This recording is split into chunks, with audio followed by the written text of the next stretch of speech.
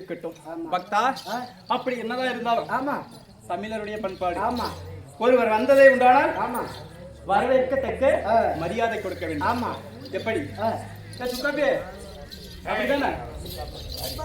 கருத்து போயிட்டு இருக்கிறேப்பா வெளியூர் போயிட்டுங்க. நீனே ஆளு ரொம்ப இழைச்சி போயிருக்காரா? இல்ல பாரின் போனங்களா? இல்லம்மா அவருக்கு ரொம்ப வேலை ஜாஸ்தி. அப்படி இருந்தாலும் எப்படி தெரியுமா, வந்த உடனே தமிழ் பண்பாடுக்கு மாறாக இல்லாம மாமா வணக்கம் என்று வாழ்த்தியபடினா அது என்னை வணங்கிய வண்ணம் கிடையாது.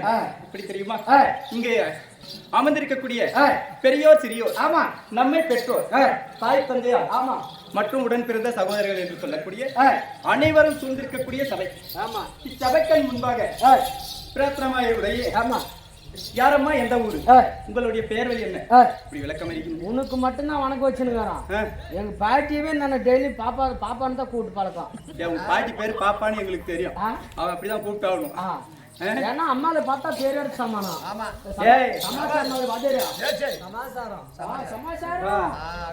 எங்க தங்கல் பண்ண ஆட்டாடுனா வீட்டுல போக விட மாட்டேங்க. நாங்க போய் பூச்சா வீட்டுல எழுப்பின்னு வருவாங்க. அவர்கிட்ட நியாயத்துக்கு போறேன். பூச்சை வச்சு தருங்க கொள்வாங்க. கேளு ஒரு ராத்திரி போல தூங்கி வந்து ஆட்டு கொட்டாய் போட்டு வெடிஞ்சு பீமே சாப்பிட வச்சுங்க. கொள்வாய் முட்டு பையனை ஒண்ணு வரவே. அப்படி அதெல்லாம் போனா போகுது. ஆமா இதோ அம்மன் மேடம் தரித்து வந்தவுடனே ஆமா இங்கு அமர்ந்திருக்கக்கூடிய பெரியோர் சிறியோர் ஆமா எப்படி சாமியை வணங்கிய வண்ணமாக அவர் மனதில் உள்ள குறையை எண்ணி ஆமா காணிக்கையாக பணத்தை செலுத்தி ஆமா வணங்கி வந்தார்கள். ஆமா அப்படி என்னதான் வணங்கி வந்து இருந்தாலும் நம்மளால் அருள் பாலிக்க முடியாது. ஆமா எப்படி அங்க அமர்ந்திருக்கக்கூடிய ஆமா அதாவது அம்மன் கோயில அம்மன் தானேமா அந்த அம்மணி வந்து சோறெல்லாம் போட்டாங்க, சாப்பிட்டாங்க. ஆனா சாமி கும்பிட மறந்துட்டோம். அப்படி அந்த அம்மனின் அருளை பெற்று இங்க அமர்ந்திருக்கக்கூடிய அனைவரும் இல்லத்திலும் உள்ளத்திலும் ஆமா எந்த ஒரு பாகுபாடும் இல்லாமல் அவர்களின் மனதில் எண்ணிய எண்ணம் பூர்த்தியட வேண்டும் என்று சொல்லி நம் நாடக குழு சார்பில் நாம்பளும் அந்த அம்மனை வேண்டிக் கொள்கிறோம். அப்படி இருந்தாலும் நான் யாரு, ஆமா என்ன, எதுக்காக இங்க வந்து சொல்லுங்க, உங்களுக்கு ஃபுல் அட்ரஸ் சொல்லு.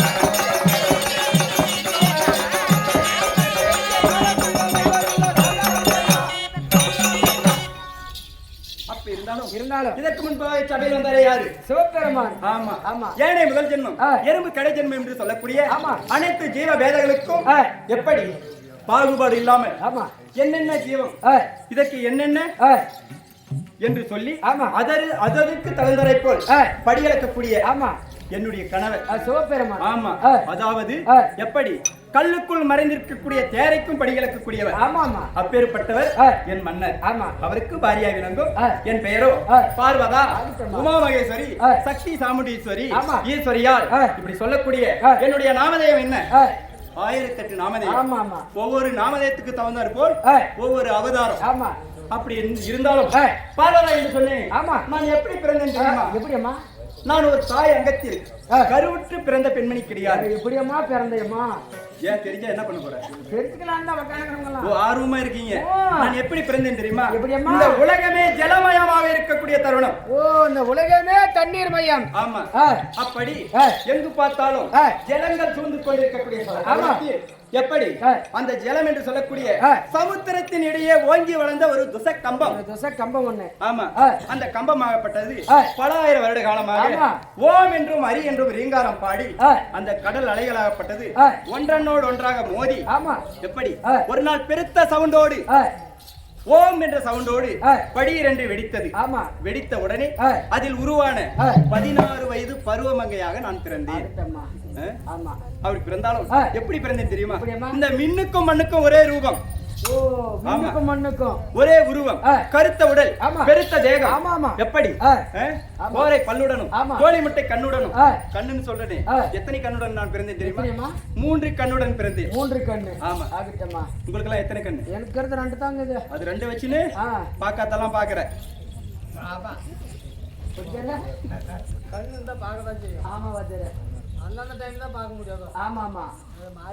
ராத்திரில என்ன பண்ணாலும் கண் தெரிய மாட்டேங்குது. கப்போன்னு இந்த மாதிரி லைட் போட்டா தான் தாரி ஏறுறது.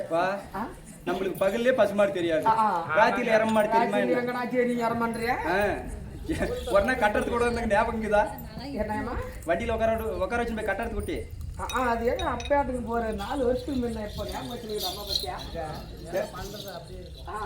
தாச்சி வாயில் கட்டினா வண்டி ஓட்டினாங்க, லைட் எரியல, நேராக கொண்டு போய் ஆனா கட்டாட மாட்டேங்குது. குந்துக்கோட்டை ரோட்ல. ஆமா. எங்க குந்துக்கோட்டில கொஞ்சம் பக்கமா வருது. ஆமா. அப்படி இருந்தாலும் நான் அப்படி 3 கண்ணுடன் பிறந்தாலும் ஒரு பெண்ணாக பிறந்தால் இந்த உலகத்தை பிரபஞ்சம் அடைய செய்ய முடியுமா? முடியாது. ஆமா. பெண்ணுக்கு ஆண் துணை இருந்தால் மட்டுமே இந்த உலக பிரபஞ்சம் எப்படி உற்பனமாகும். நான் என்ன செய்தேன், எனக்கு ஒரு ஆண் துணை வேண்டும் என்று சொல்லி அந்த சமுத்திரத்தில் இருந்த மணலை பிள்ளையாராக பிடித்து ஒரு வடிவத்தை கொடுத்து உயிரையும் கொடுத்து யார் அங்கே என்று அழைத்தேன். அது எப்படி தெரியுமா? உயிர் கொடுத்தவள் தாய் தான் என்று என்னை தாயை என்று அழைத்து. ஆமா. அப்படி தாயை என்று அழைத்த உடனே எப்படி இந்த கிரேதா யுகத்தில் உன்னை நான் படைத்திருந்தாலும் நாளை யுகங்கள் எத்தனை? கிரேதா திரேதா துவாபரை கலியுகம் என்று சொல்லக்கூடிய 4 யுகத்திலும் நீ இந்த உலகத்துக்கு மூத்த கடவுளாக இருக்க வேண்டும் என்று சொல்லி அதையும் தன் வசமாக மந்திரித்து வைத்துக் கொண்டு இரண்டாவதாக ஒரு உருவத்தை செய்து உயிரையும் கொடுத்து யாரங்கே என்று அழைத்தேன். அழைத்த உடனே அது எப்படி தெரியுமா? என்னை தங்கா என்று அழைத்து விட்டது. ஓ தங்கா யார் தெரியுமா? சாட்சாதி எம்பெருமா, என்னுடைய அண்ணா மகாவிஷ்ணு. ஓ அந்த மலை மலைக்கிறாரு. அந்த மலை. ஆமா. வடக்காய் மலை. வடக்கு மலையா? வடக்கு மலை. இங்க போய் என்னென்னத்தை வைக்கிறேன்னு தெரியல. அப்படி இருந்தாலும் அந்த அண்ணாவாகிய மாலாகிய மகாவிஷ்ணு பிறந்தார். ஏன்னா ஒரு பெண்ணுக்கு நாளைக்கு திருமணமான சீர் செய்யறதுக்கு ஒருத்தர் ஆண் துணை வேண்டும் இல்லையா? அதனால அவரை என் அண்ணாவாக ஏற்றுக்கொண்டேன். அப்படி இருந்த போதிலும் மூன்றாவதாக எனக்கு தோளுக்கு துணையாக ஒரு ஆண்மகன் வேண்டுமே என்று சொல்லி ஒரு உருவத்தை செய்து உயிரையும் கொடுத்து யார் அங்கே என்று அழைத்தேன். அழைத்த உடனே அவர் என்ன தெரியுமா? ஆசையா பெண்ணே என்று அழைத்தார். ஆமா. ஐயா நீதான் எனக்கு சரியாக ஏத்த கணவர் அப்படி என்று சொல்லி அவரை அணைக்க சென்று அவர் பயந்து என்ன பண்ணார் தெரியுமா? ஓடினார். உங்களை பயந்து ஓடுறாரு. என்னை பார்த்தார். ஏன்னா நம்மளோட பெரிய உருவம். ஆமா. அதுலயும் நெட்டி கண்ணுடன். நம்மளுக்கு இருப்பது 2 கண்ணு, இந்த பெண்ணுக்கு இருப்பது 3 கண்ணு. ஓடினார். காப்பி அடிக்கிறா வந்ததுல இருந்து காப்பி அடிச்சுட்டே கரண்டீங்க. அப்படி அவரை அணைக்க சென்ற உடனே அவர் சொன்னார், நீ பெருத்த உடலோடு பயங்கரமாக இருக்கிறாய். எப்படி கோர பல்லுடனும் கோழி முட்டை கண்ணுடன் இருப்பதனால் உன்னை கண்டால் எனக்கு பயமாக இருக்கிறது. ஐயா நீதான் எனக்கு ஏத்த கணவர், நான் உன்னை மணந்து கொள்ள வேண்டும் என்று சொன்னேன். அதுக்கு அவர் என்ன சொன்னார் தெரியுமா? நீ நெற்றியில இருக்கக்கூடிய 3வது கண்ணை எனக்கு தானமாக கொடுத்துற. தானம்னா எப்படி தெரியுமா? இப்ப எல்லாம் வரதட்சணை. வரதட்சணை கொடுத்து எப்படி கல்யாணம் பண்றாங்க? அது மாதிரி என் நெற்றி கண்ணை பிடுங்கி அவருக்கு தானமாக கொடுத்து அவரை நான் மணந்தேன். அப்படி மணந்தபடினா எனக்கு என்ன பேர் தெரியுமா? சொல்றேன்.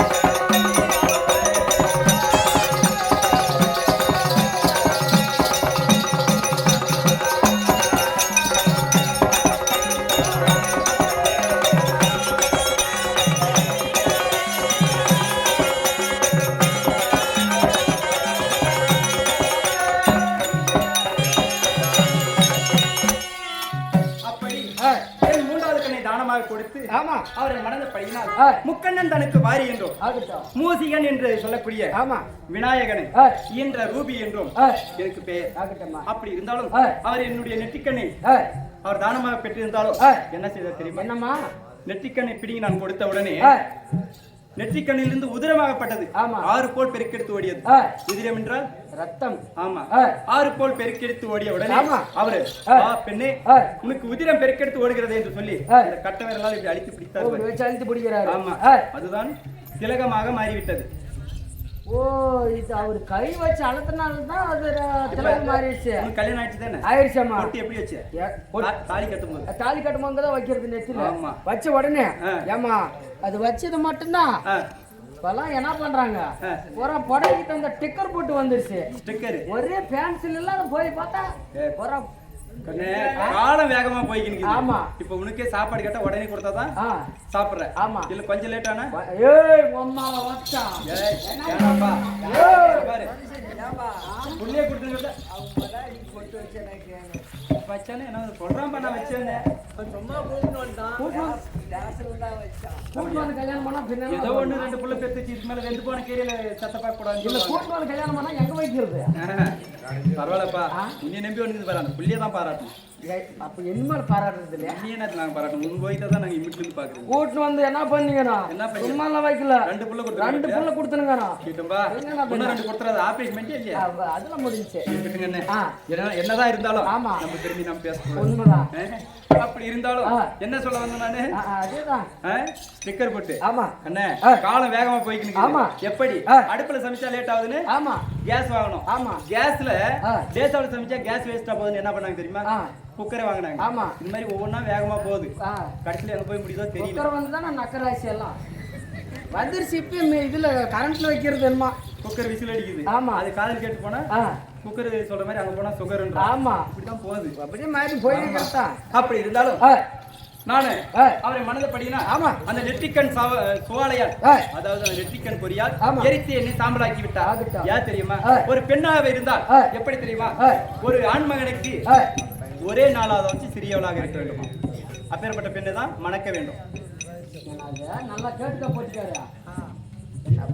ஒரு வயசு கம்மியாக்கணுமா? ஆமா ஆணுக்கு பெண் ஒரு வருடம் அல்லது ஒரு மாசம் அது இல்லையா குறைஞ்சது ஒரு நாள் ஆச்சும் சின்னவளாக இருக்க வேண்டும். நான் போய் 18 வயசுல கல்யாணம் பண்ணி போலீஸ்காரன் பூச்சி போய் ஜெயில நெக்கிட்டோம். எதுக்கா நான் பொலிட்டிக் பூச்சிக்காரன். அதனால 4 கேள்வி நான் கல்யாணம் பண்ணிக்கிறோம். 85 வயசுல தான் கல்யாணமே 4 கேள்வி நான் வச்சிருக்கிறோம். நம்ம கம்பெனில 4 பேர் பண்ணிருப்பாங்க. 4 கேள்வி வச்சிருக்கிறதுனால ஆட்டத்துக்கே வரக்கூடாது. மாசம் 4000 ரூபாய் அக்கௌண்ட்ல ஏறிடுது. 4000 வந்தா போதுமா? ஆமா 4000ல 400 ரூபாய் செலவாகுது மாசம். நாளைக்கு 1500 ரூபாய் கொடுத்தா அது 1500 ரூபாய் கம்மியா 10 ரூபாய் கொடுத்தா கூட வாங்குறது இல்ல. ஆனா நீ அப்பறம் பெரியம்மா யா ஐயா பெரியம்மா டாடியா அப்பா கூப்பிடுறாங்க. அம்மா தான் கூட வாழ்த்து எல்லாரும் பெரியம்மா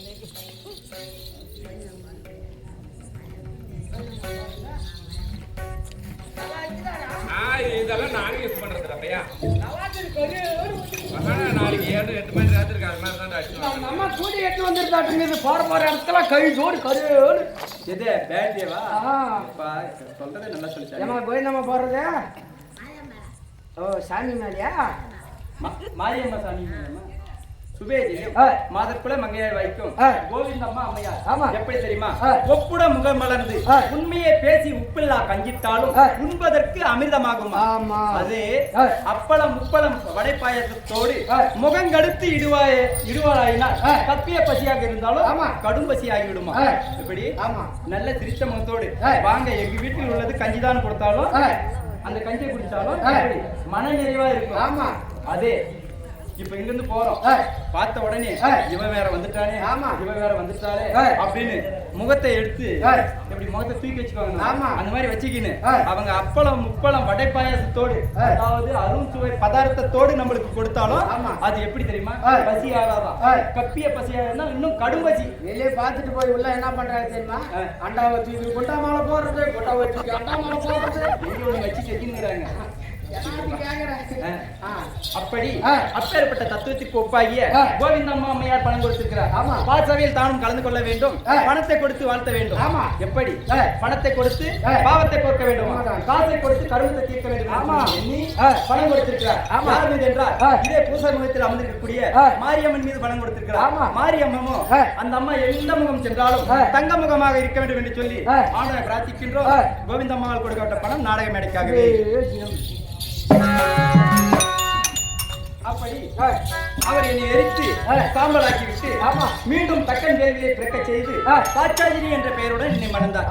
ஆமா, அப்படி சொல்லிக்கொண்டே போகலாம். என்னுடைய வரலாறு இன்னும் நீளமாக இருக்கிறது. இருந்தாலும் ஏதோ காரணமாக மன்னர் அழைத்திருக்கிறார். போய் பார்க்கணும். ஆகட்டும்.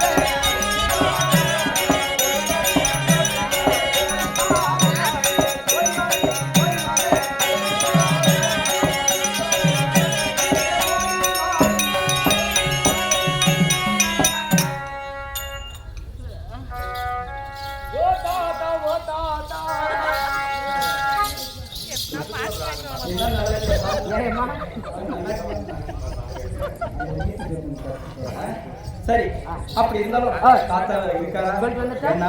தன்னுடைய அரண்மனையாக இருந்தாலும் அவருடைய உத்தரவு பேரு தான் நம்ம உள்ள போகணும். உத்தரவாதம் உள்ள போக கூடாது, போகக்கூடாது. ஆமா, அதனால நான் வந்திருப்பதாக அறிவிக்கிறாயா?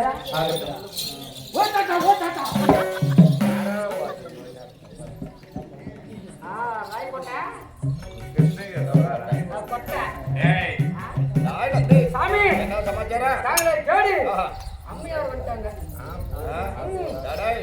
உலகக்கே அம்மையப்பனாக இருக்கக்கூடிய இந்த முக்கன் படைத்த சதாசிவனும் உமா பார்வதாலும் உன் பாட்டியான பார்வதா வந்திருப்பதே உண்டானா யாதொரு தடை கிடையாது. சொல்ற போறோம். அப்படி ஆகிட்டு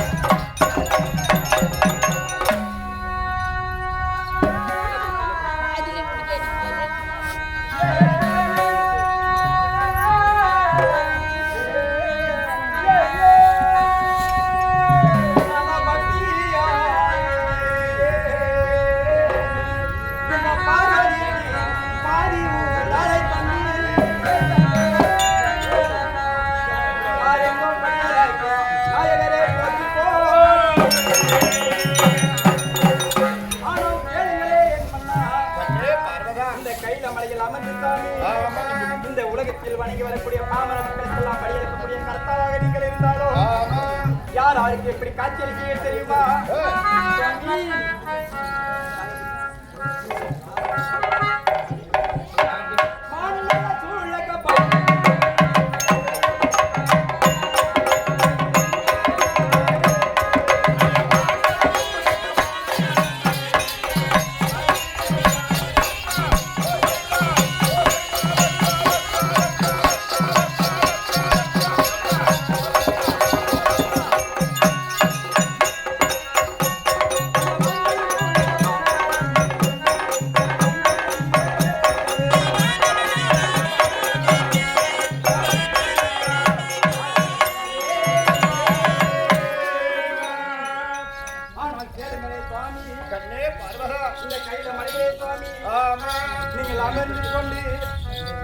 ஒரு வரமோ சூழம் மறுபுறமோ கபாலத்தை ஏந்திக் கொண்டு நீங்கள் அமர்ந்திருக்கக்கூடிய தருணம் எப்படி தெரியுமா? பார்ப்பதற்கு பஞ்சம் நீங்கள் பணிந்திருந்த கையில மலையிலே சுவாமி இன்னும் எப்படி எல்லாம் காலங்கள் முறைகள் தெரியுமா?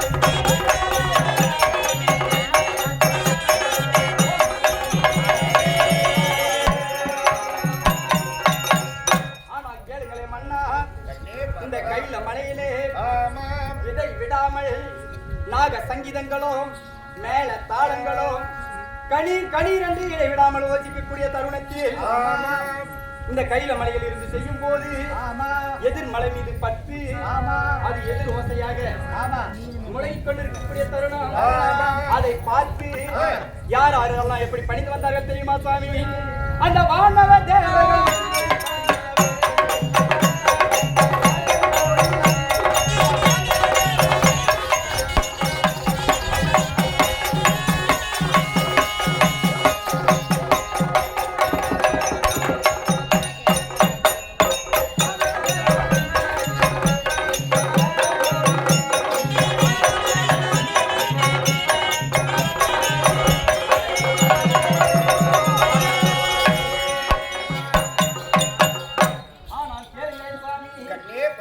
இந்த கையில மலையிலே உங்களுக்கு பூஜையாகி கொண்டிருக்கக்கூடிய தருணத்தில் வானவ தேவர் என்று சொல்லக்கூடிய பின்புல சித்த சித்தாக வித்தாசேகர் என்று சொல்லக்கூடிய அனைத்து ரிஷிமார்களும் தங்களை வணங்கி வரக்கூடிய தருணம் அதை பார்த்து உன் தேவியாகிய உமா மகேஸ்வரி நான் சும்மா இருந்தால் ஆகுமா?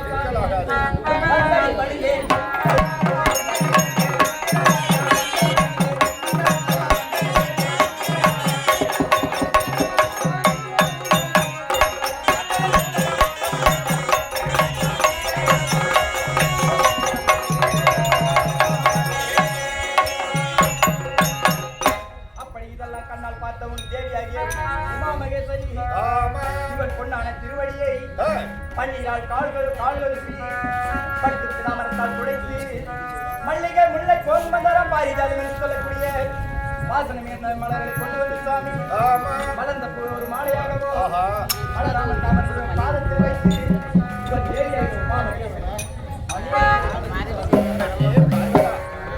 நந்தியை விடுத்து தேவியான பார்வதா வர வேண்டும் என்று சொன்ன உடனே ஓடோடி வந்து என்னுடைய பாதத்தை பணிந்திருக்கிறாய் அம்மா. அதனால நீ எப்படி இருக்க வேண்டும்? அந்த சோதி மூடி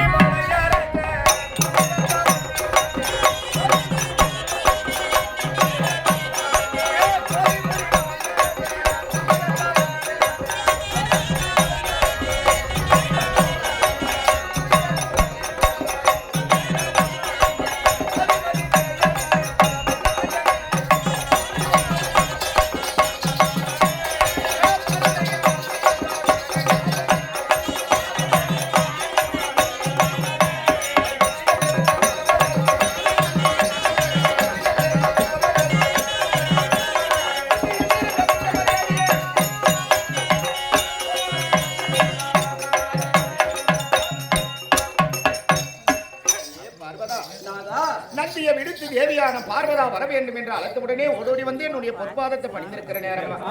எப்படி இருந்தாலும் என்னுடைய பொற்பாதக மனங்களை நீ பணிந்தபடியா என்றென்று என் இடபாகத்தில் அமர்ந்து சுபசேமமாக வாழ்வாய் என் ஆசீர்வாதம். அப்படியா சுவாமி? உண்மைதான். மிக்க நம் கண்ணியமணி. ஏனென்றால் ஒரு பெண்மணிக்கு கணவருடைய ஆசீர்வாதம் மிக முக்கியம். உண்மைதான். கணவர் இல்லை என்றால் ஏமா நம்மளுக்கெல்லாம் செல்ல பத்தி நாங்க என்ன கட்டுறது சொல்லு. அவங்க நீ சொல்றதை கேட்கலாம், அதுலயே பாக்குறாங்க. ஓ நான் சொல்லத்தானே அது போகுது. அதுதானே அது அவங்க சொல்றதானே அவங்க வருதுங்க, அதுலயே பாக்குறாங்க. அப்படி இருந்தாலும் சாமி ஆமா ஒரு பெண்மணியாக இருந்ததே உண்டானா கணவருடைய ஆசீர்வாதம் வேண்டும். உண்மைதான். அப்படி கணவருடைய ஆசீர்வாதம் இருந்தால்தான் அந்த பெண்ணுக்கு பார்வதா இந்த கைலாயத்திலே இருக்கக்கூடிய முக்கன் படைத்த சதாசிவனும் உமா பார்வதாலும் இந்த உலகிற்கு அம்மையப்பனாக காட்டியிருக்கிறோம். அப்படி இருந்தாலும் இந்த அம்மையப்பன் எவ்வளியோ அவ்வளியே உலக மக்கள். நாம எவ்வளியோ அவ்வளி தான் இந்த உலக மக்கள் இருக்கட்டும். கணவனுடைய ஆசீர்வாதம் என்றென்று உனக்கு நிலைக்கிட்டமா இருக்கட்டும் சாமி. மிக்க கண்ணியமானி. அப்படி இருந்தாலும் உங்கள் அனுமதியோடு ஓரிரு வார்த்தை கேட்கலாங்களா? பார்வதா, இந்த உலகிற்கு அம்மையப்பனாக இருக்கக்கூடிய சிவபெருமான இடத்தில் இந்த பார்வதாளுக்கு சின்ன சின்ன சந்தேகம் வருவது, என்னிடம் அதற்கு விடை கேட்பது, எனக்கு கோபம் அதிகமாக நெற்றிக்கண்ணை திறந்து உன்னை எரிப்பது, எத்தனை முறை எரித்தாலும் மீண்டும் மீண்டும் மறுஜன்மம் எடுத்து என்னையே வணங்கக்கூடியவர். கோபம் வருவாருங்க எதனா பேசாது, அதெல்லாம் வேண்டாங்க. கோபம் இல்லாம ஒரே வார்த்தை ஆகட்டும் ஆகட்டும்.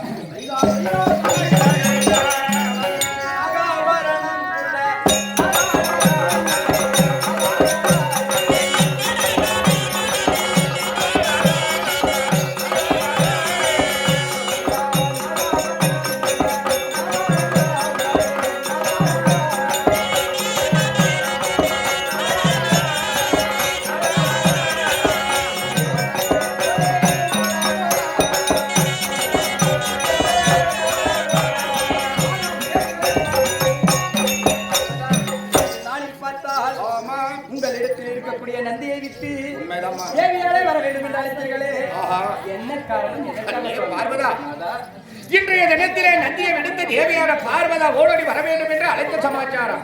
என்னுடைய வழக்கம் இந்த உலகில் உள்ள எறும்புக்கடை யானை முதல் 84 லட்சம் ஜீவவேதங்களுக்கு நான் படியிழக்க போகணும். படியிழக்க போவதற்காக உன்னிடத்திலே விட வாங்கி போகலாம் என்று நந்தியை விடுத்து அழைத்தேன். என்ன பண்ண கூறு விடுதம்மா? பார்வதா, அப்படி நந்தியை விடுத்து உன்னை அழைத்த நேரம் யாரோ ஒருவர் கணவன் மனைவி இருவரும் சதியும் பதியுமாக இந்த கைலநாதனை கோரி கடோரமான தவம் செய்து கொண்டிருக்கிறார். உண்மைதான்.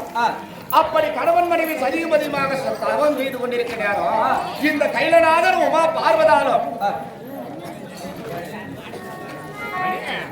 இந்த கைலநாதன்